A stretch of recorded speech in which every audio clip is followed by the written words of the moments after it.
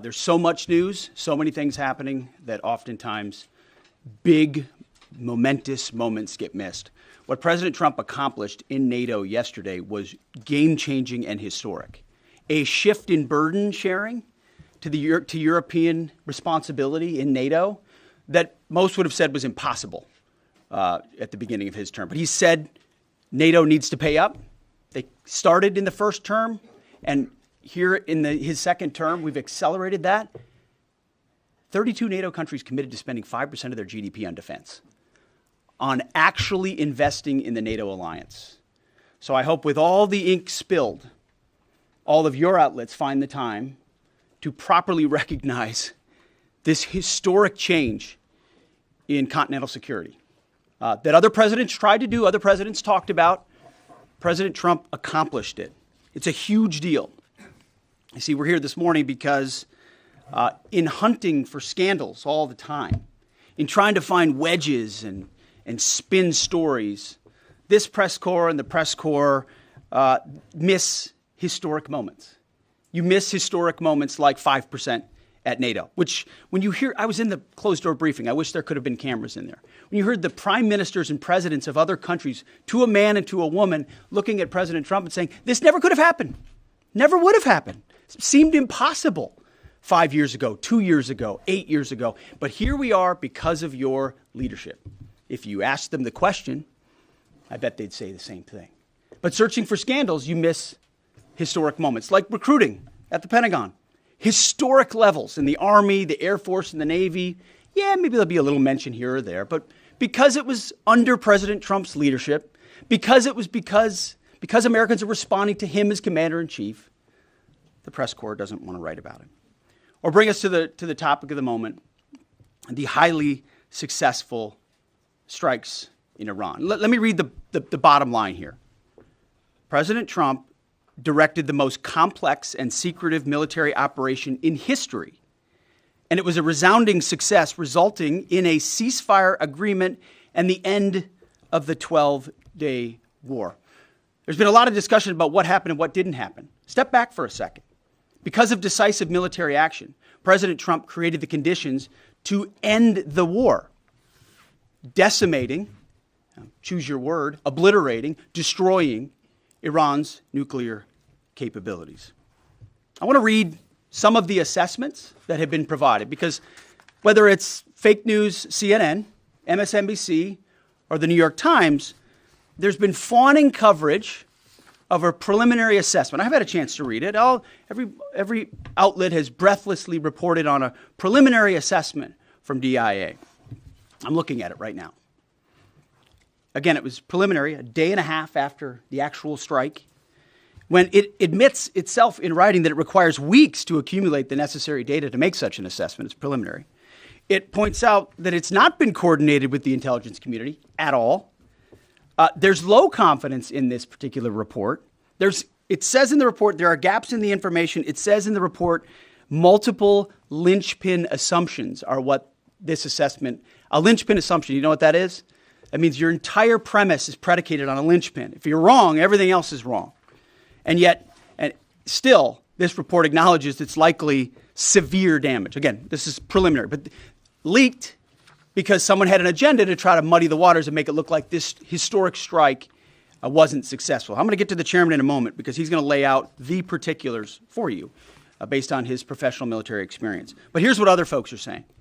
The DIA that put that report out says this is a preliminary low-confidence report and will continue to be refined as additional intelligence becomes available. How about the Israeli Atomic Energy Commission? The devastating U.S. strikes on Fordo destroyed the site's critical infrastructure and rendered the enrichment facility inoperable. Have any of these quotes made their way into the New York Times or the Washington Post? MSNBC? CNN? Any of these quotes? How about this one? This is a new one from the UN, the United Nations. No friend of the United States, or certainly Israel often. Here's the head of the UN Atomic Energy Agency this morning, Rafael Grossi. U.S. and Israeli strikes caused enormous damage to Iran's nuclear sites. Don't take my word for it. How about the IDF's chief of staff? I can say here that the assessment is that we significantly damaged the nuclear program, setting it back by years. I repeat, years. The Iranian foreign minister, the spokesman, our nuclear installations have been badly damaged, that's for sure. I'm sure that's an understatement. John Radcliffe, the director of the CIA, putting out a statement just last night. CIA can confirm that a body of credible intelligence indicates Iran's nuclear program has been severely damaged by recent targeted strikes.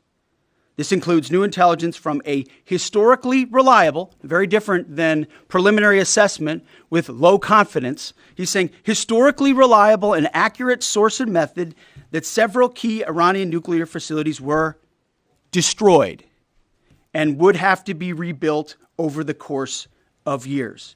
CIA continues to collect additional reliably sourced information to keep appropriate decision makers fully informed.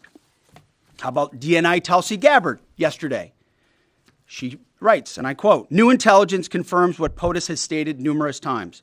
Iran's nuclear facilities have been destroyed."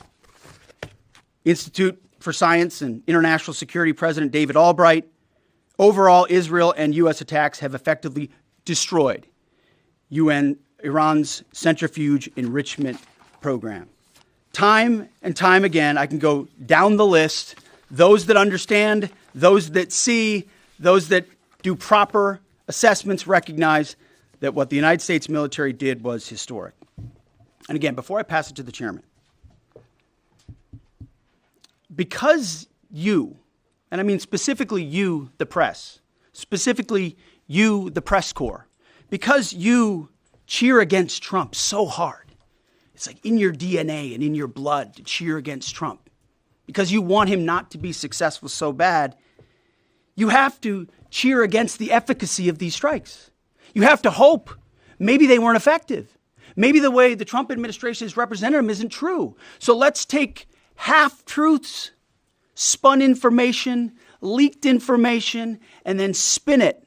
Spin it in every way we can to try to cause doubt and manipulate the public mind over whether or not our brave pilots were successful. How many stories have been written about how hard it is to, fly a plane for 36 hours?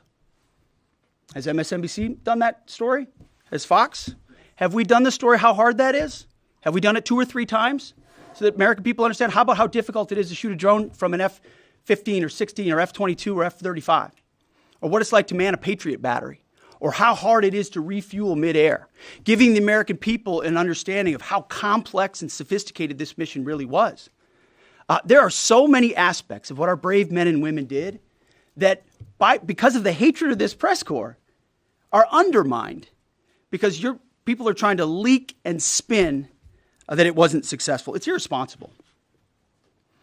And folks in this room are privy to that information because of the proximity here in the Pentagon. It's an important responsibility. And time again, classified information is leaked or peddled for political purposes to try to make the president look bad. And what's really happening is you're undermining the success of incredible B-2 pilots and incredible F-35 pilots and incredible refuelers and incredible air defenders who accomplished their mission, set back a nuclear program in ways that other presidents would have dreamed. How about we celebrate that? How about we talk about how special America is, that only we have these capabilities? I think it's too much to ask, unfortunately, for the fake news. So we're used to that. But we also have an opportunity to stand at the podium and read the truth of what's really happening. And the reality is you want to call it destroyed, you want to call it defeated, you want to call it obliterated. Choose your word. This was an historically successful attack, and we should celebrate it as Americans. And it gives us a chance to have peace, chance to have a deal, and an opportunity to prevent a nuclear Iran, which is something President Trump talked about for 20 years, and no other presidents had the courage to actually do. So with that, I want to hand it over to the chairman of the Joint Chiefs. They've done technical analysis on this, not just on the strike, but also on our Patriot defenders on Al Udeid. And Mr. Chairman, I'll hand it over to you. Good morning. Thank you, Mr. Secretary, and good morning, and all of you. Thank you for being here. As a follow-up to my comments on Sunday's press conference, I wanted to give you a few updates this morning on something I'm honored to do as a chairman, and that's a chance to get to talk about some of our service members and the incredible things that they do on behalf of our nation. And I apologize ahead of time for the length and the detail. Today I'm going to brief you on a couple things. First, I'm going to talk about our air defenders at Al Udeid in Qatar and their actions on Monday. Then I'm going to walk you through a little bit about the academics that went into the attack against Fordo, the massive ordnance penetrator weapon, and we're going to show a video that highlights the effects that weapon has. Of course, nobody was down inside the target, so we don't have video from the target. First, on Monday, as the President has stated, on Monday morning we began to receive indications and warnings that Iran intended to attack U.S. bases in the region. That morning, building on the work that CENTCOM Commander Eric Kurilla had done, and on the orders of the President, at Al Udeid Air Base in Qatar and around the region, we assumed a minimum force posture. Most folks had moved off the base to extend the security perimeter out away from what we assessed might be a target zone, except for a very few Army soldiers at Al Udeid. At that point, only 2 Patriot batteries remained on base, roughly 44 American soldiers responsible for defending the entire base, to include CENTCOM's forward headquarters in the Middle East, an entire air base, and all the U.S. forces there. The oldest soldier was a 28-year-old captain. The youngest was a 21-year-old private who'd been in the military for less than 2 years. So let's put ourselves out there for a second. Imagine you're that young first lieutenant, you're 25 or 26 years old, and you've been assigned as the tactical director inside the command and control element. You, at that age, are the sole person responsible to defend this base. Listening next to you is your early warning operator whose job is to notify you of imminent attack. There's 5 people inside a vehicle and 5 people outside of a vehicle around these, a total of, as I said, 44. By the way, you've sat in the Middle East for years, deployed over and over again, extended multiple times, always being prepared, but unsure of when that particular day will come that you must execute your mission and not fail at doing it.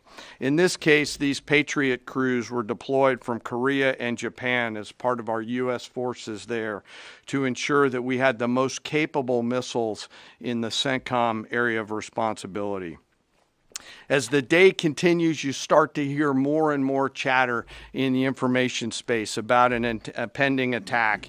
And as the sun starts to set in the west, you get orders from your higher headquarters to make sure that your missile batteries are pointed to the north. There are just a few other teammates. It's hot, you're getting nervous, and you expect an attack. Outside of those Patriot vehicles, your hot crew, which is 1 NCO and 4 additional soldiers, turns a key and relinquishes control of those missiles to that young lieutenant inside the vehicle. And you wait.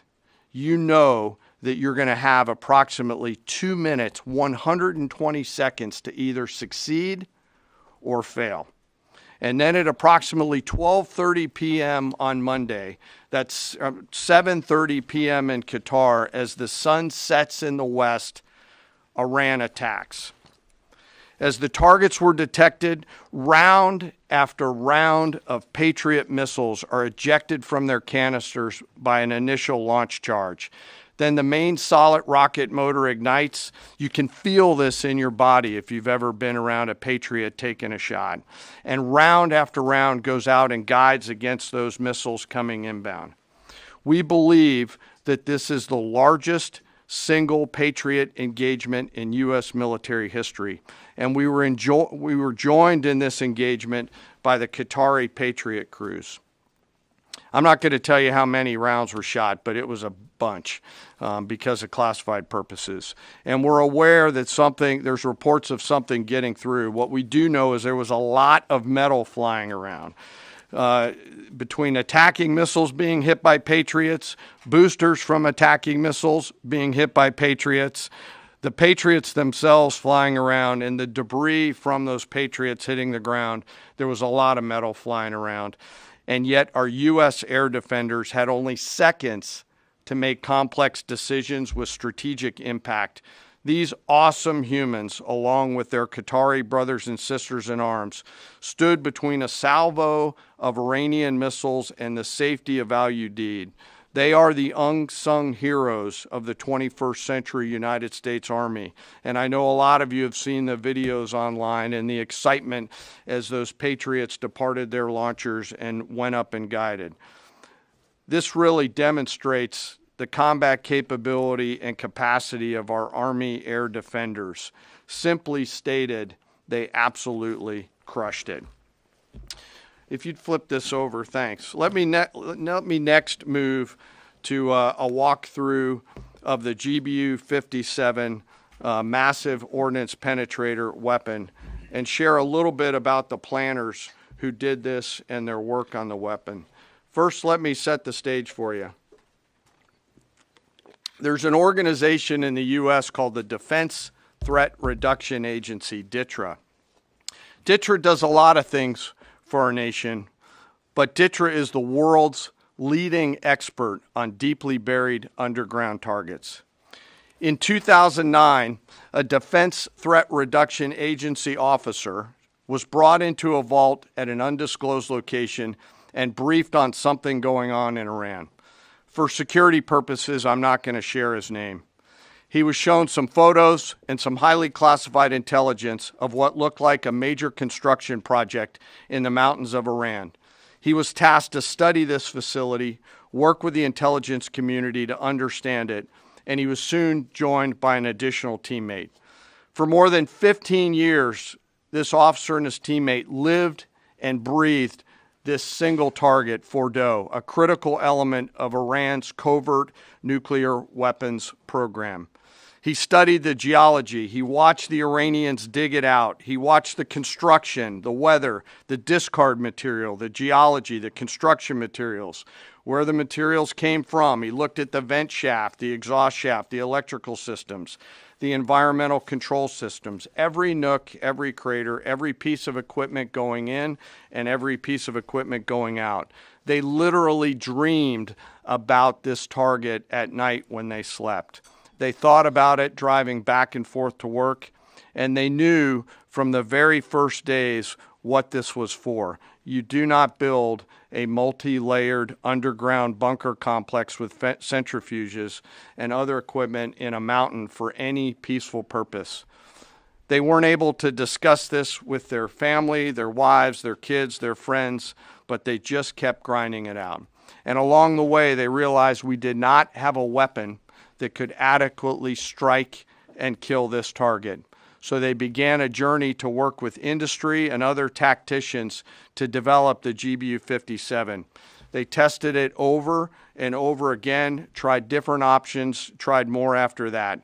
They accomplished hundreds of test shots and dropped many full-scale weapons against extremely realistic targets for a single purpose: kill this target at the time and place of our nation's choosing. And then, on a day in June of 2025, more than 15 years after they started their life's work, the phone rang and the President of the United States ordered the B-2 force that you've supported to go strike and kill this target. Yesterday, I had the incredible honor and privilege of spending time with these two Defense Threat Reduction Agency officers who've given so much. One of them said, quote, "I can't even get my head around this. My heart is so filled with the pride of being a part of this team. I am so honored to be a part of this." To you both, thank you, and thank you to your families. Operation Midnight Hammer was the culmination of those 15 years of incredible work. The air crews, the tanker crews, the weapons crews that built the weapons, the load crews that loaded it. Before I run through this video today, I want to talk a little bit about weaponeering and what goes into an attack. Weaponeering is the science of evaluating a target. I mentioned all of those factors before that these two DTRA officers had thought about. Ultimately, weaponeering is determining the right weapon and fuse combination to achieve the desired effects and maximum destruction against a target. In the case of Fordo, the DTRA team understood with a high degree of confidence the elements of the target required to kill its functions, and the weapons were designed, planned, and delivered to ensure that they achieve the effects in the mission space. By the way, in the beginning of its development, we had so many PhDs working on the MOP program, doing modeling and simulation, that we were quietly and in a secret way the biggest users of supercomputer hours within the United States of America.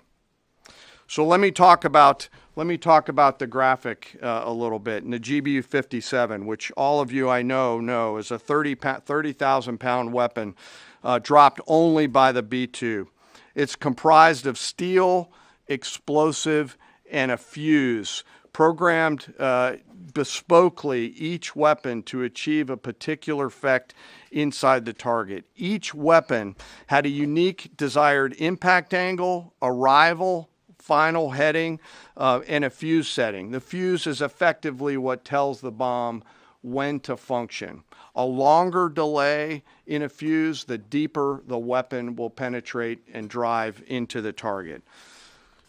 So on Fordo, in June of 2008, you can see these three holes. Depicted here is the main exhaust shaft with 2 additional ventilation shafts on either side. The United States decided to strike these 2 ventilation shafts, as seen here on the main graphic, as the primary point of entry into the mission space. In the days preceding the attack against Fordo, the Iranians attempted to cover the shafts with concrete to try to prevent an attack. I won't share the specific dimensions of the concrete cap, but you should know that we know what the dimensions of those concrete caps were. The planners had to account for this. They accounted for everything. The cap was forcibly removed by the first weapon, and the main shaft was uncovered. Weapons 2, 3, 4, 5 were tasked to enter the main shaft, move down into the complex at greater than 1,000 feet per second, and explode in the mission space. Weapon number 6 was designed on each side, so there were 6 on each side. Weapons number 6 was designed as a flex weapon to allow us to cover if one of the preceding jets or one of the preceding weapons did not work. The video I'm about to show you is a culmination of over 15 years of development and testing. As I said, hundreds of test shots on various models. This is one weapon. So if you take a view of this as 5 additionals, you'll get a sense of what this looks like. Hopefully you can see it and there's not too much reflection. Tom runs our videos out there. We'll run it at full speed so you can see it and then go back through it. Go ahead, Tom.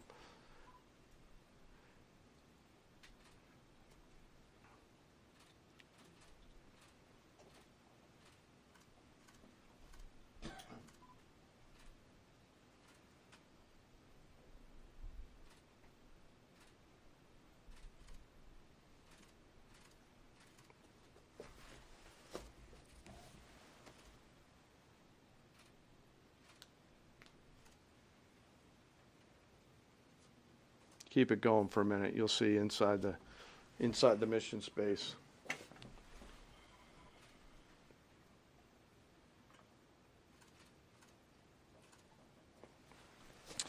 Unlike a normal surface bomb, you won't see an impact crater because they're designed to deeply bury and then function. I know there's been a lot of questions about that. All 6 weapons at each vent at Fordo went exactly where they were intended to go. A bomb has 3 effects that causes damage: blast, fragmentation, and overpressure. In this case, the primary kill mechanism in the mission space was a mix of overpressure and blast ripping through the open tunnels and destroying critical hardware. The majority of the damage we assessed based on our extensive modeling was a blast layer combined with the impulse extending from the shock. Imagine what this looks like 6 times over. A point that I want to make here, the Joint Force does not do BDA. By design, we don't grade our own homework. The intelligence community does. But here's what we know following the attacks and the strikes on Fordo.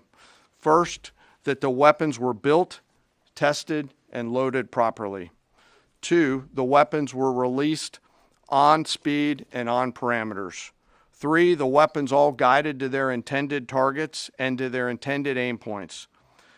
4, the weapons functioned as designed, meaning they exploded. And we know this through other means, intelligence means that we have that were visibly, we were visibly able to see them. And we know that the trailing jets saw the first weapons function, and the pilots stated, quote, "This was the brightest explosion that I've ever seen. It literally looked like daylight." Let me now turn to the bomber crews themselves, give you a few details about them. The crews that attacked Fordo were from the active duty Air Force and the Missouri Air National Guard. The crews ranked from captain to colonel, and most were graduates of the Air Force Weapons School headquartered at Nellis Air Force Base in Nevada. I will state for the record that there is no beach volleyball or football at the Air Force Weapons School. There were male and female aviators on this mission. And a crew member told me when I talked to them on video the other day that this felt like the Super Bowl, the thousands of scientists, airmen, and maintainers all coming together. One last story about people. When the crews went to work on Friday, they kissed their loved ones goodbye, not knowing when or if they'd be home. Late on Saturday night, their families became aware of what was happening. And on Sunday, when those jets returned from Whiteman, their families were there. Flags flying and tears flowing. I have chills literally talking about this.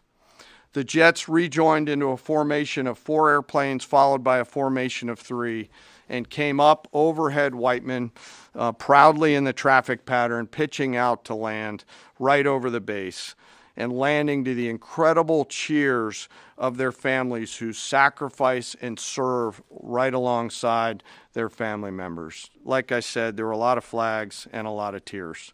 One commander told me this is a moment in the lives of our families that they will never forget. That, my friends, is what America's Joint Force does. We think, we develop, we train, we rehearse, we test, we evaluate every single day. And when the call comes to deliver, we do so. I could not be more proud standing up here today of our Joint Force. I'm filled with gratitude that I get to tell their story. And as we stand here right now, our forces remain on a high state of readiness in the region, prepared to defend themselves. And one last thing, our adversaries around the world should know that there are other DTRA team members out there studying targets for the same amount of time, and will continue to do so. Thank you very much. I apologize for the length. I look forward to your questions. Thank you, Mr. Chairman. I would just thank you, by the way, for that extensive work, the lay down. I mean, even, do you have that laser pointer? Okay. Yes, sir. Thank you, squaring me away as always. I mean, even in just the public reporting, if you see the post-strike shaft of the 3 holes, the vast majority, and fairly so, the vast majority of speculation has been, those are the 3 strike points. When in actuality, what you realize is these are the vents, these are the caps, the first munition took the cap off, and the other 5 went down the center hole, which if you're planning the target, you would want it to be the direct one going to the bottom. These are the types of things that go into the planning for a strike that the Pentagon would not expect the press corps, the American people, to initially understand. So laying this information out is helpful. But it's also why we ask for a beat, for a moment, for a day or 2, the opportunity to tell that story. Because as the chairman said, these men and women that did this mission, they just want to do their job. They're not expecting their story to be told. They're not expecting the glory. They are grateful for the flags and the hugs of family. That's why they do the job. But they also know they were a part of something historic. We know how historic it was. The chairman does. I know. Our staffs know. And so that's why we are, and the President of the United States knows. And that's why it's almost personal when we see the way in which leaks are used to try to disparage the outcome or muddy the waters about the impact of what happened without being responsible with information and allowing the professionals to assess and provide that information just like the chairman did. So thank you, Mr. Chairman, for that information. Sure. And we welcome a few additional questions. Yes, sir. General, on Sunday you said final battle damage will take some time. And you also said, I think BDA is still pending, and it would be way too early for me to comment on what may or may not still be there at the nuclear facility. So that was just over 3 days ago. So what has changed? Would you use the term obliterated as well? Sure, like I said, we don't do BDA. I'll refer that to the intelligence community. And you're talking with them. I mean, what changed in the past 3 days that make you so, you know? Sir, I think I think I explained what changed. There was a great deal of irresponsible reporting based on leaks, preliminary information in low confidence. Again, when someone leaks something, they do it with an agenda.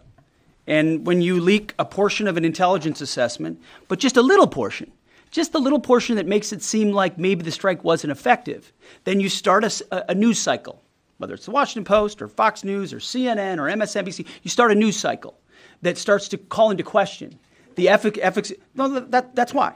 So you bring the chairman here, who's not involved in politics. He didn't do politics. That's my lane to understand and translate and talk about those types of things. So I can use the word obliterated. He could use defeat, destroyed, assess, all of those things. But ultimately, we're here to clarify what these weapons are capable of, which anyone with, two eyes, some ears, and a brain can recognize that kind of firepower with that specificity at that location and others is going to have a devastating effect. So we all recognize there will be days and weeks ahead. That's why yesterday I said, if you want to know what's going on at Fordo, you better go there and get a big shovel, because no one's under there right now. No one's under there able to assess, and everyone's using reflections of what they see. And that's why the Israelis, the Iranians, the IAEA, the UN, to a man and to a woman who recognize the capability of this weapon system are acknowledging how destructive it's been. So that's what's changed.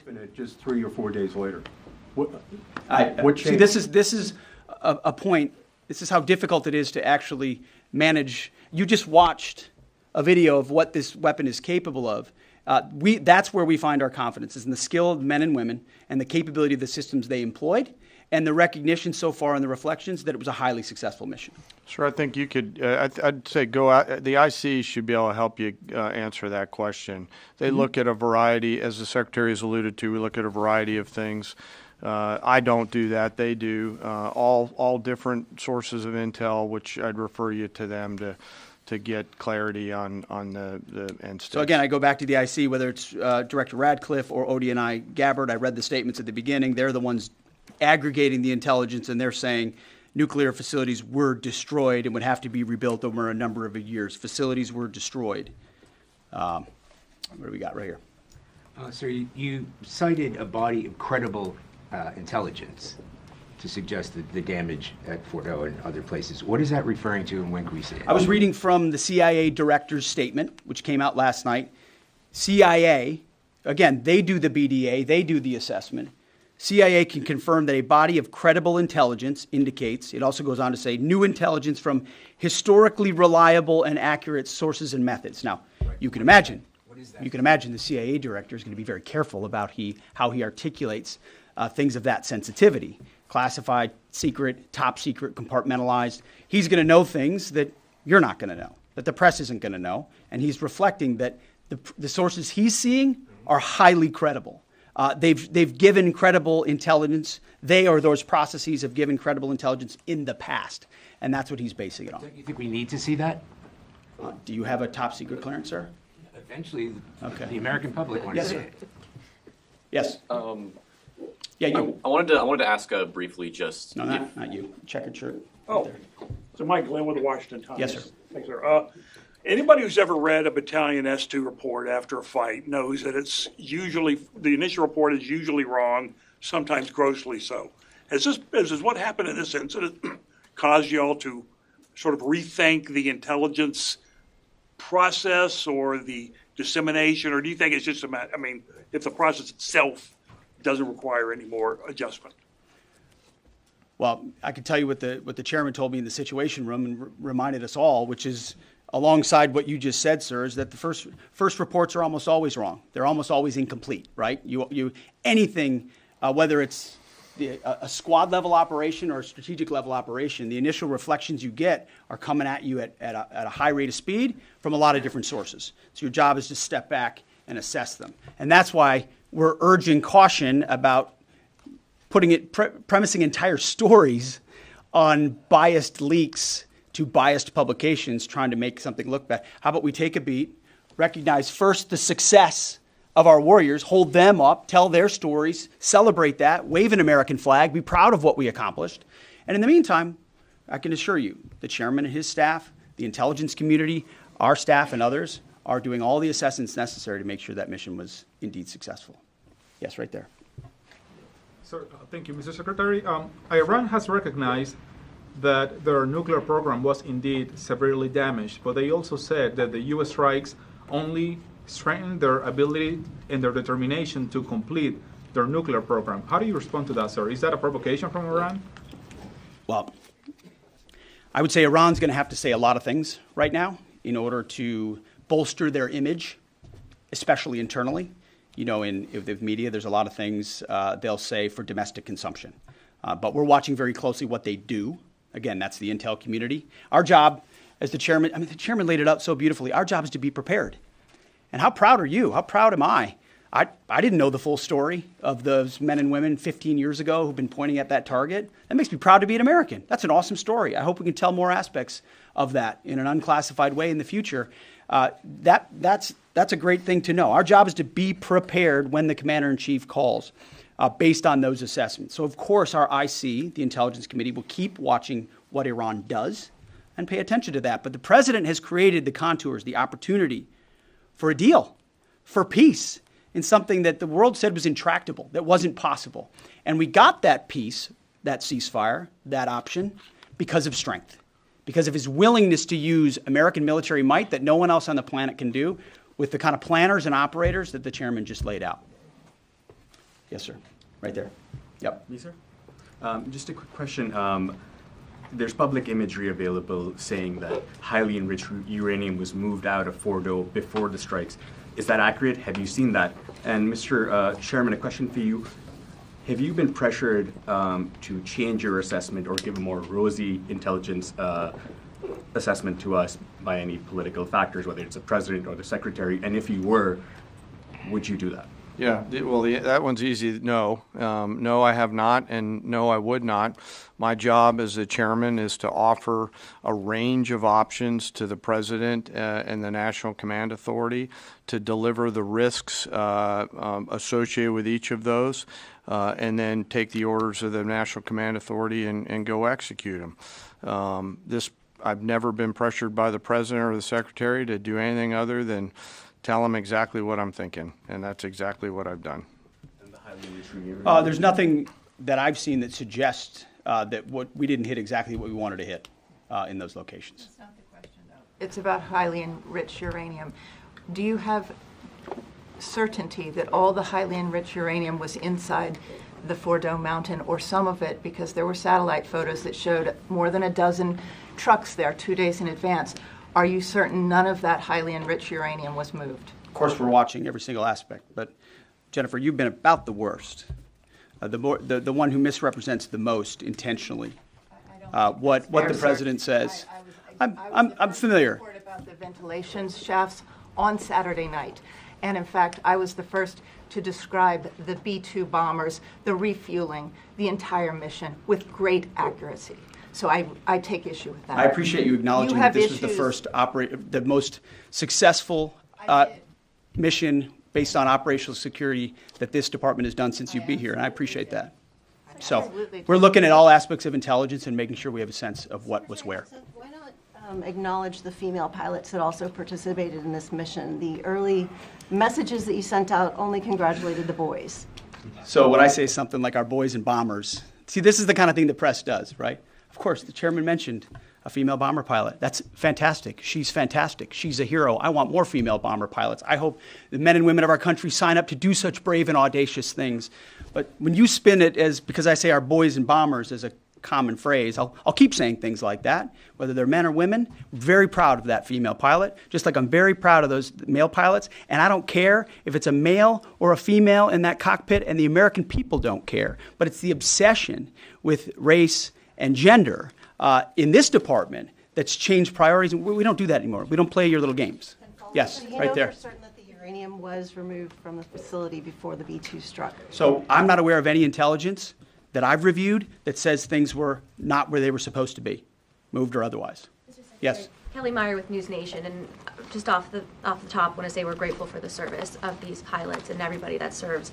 I wanted to ask you, the CIA statement said, when possible, they will provide updates and information to the public for transparency, and I believe that's what we're looking for here. Do you commit to share the Defense Intelligence Agency report when it is ready, so the American people can understand more about the intelligence assessment? Well, actually, the report that was discussed, this preliminary report, was what's called a restrike report. So it comes to us to give us an assessment whether a target would need to be restruck, right? That's the reason why. So it's based on internal feedback loop that we're supposed to have access to. Unfortunately, someone took advantage of that. But whatever is supposed to be made public will be, but whatever has to stay sensitive. Sir, can I just jump in? You know, one of the things that I'm trying to do through this journey that we're on together, of course, transparency, but also the requirement to really protect these capabilities. I guess the time's up.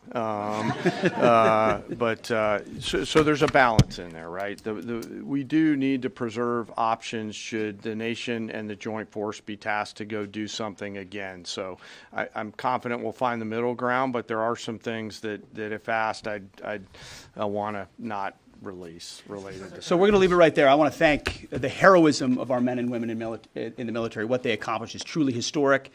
Setting back the Iranian nuclear program untold number of years. It was a devastating attack. We appreciate you covering it. Thank you very much, Mr. Chairman. Thank you. Talk a little bit more about the role, sir.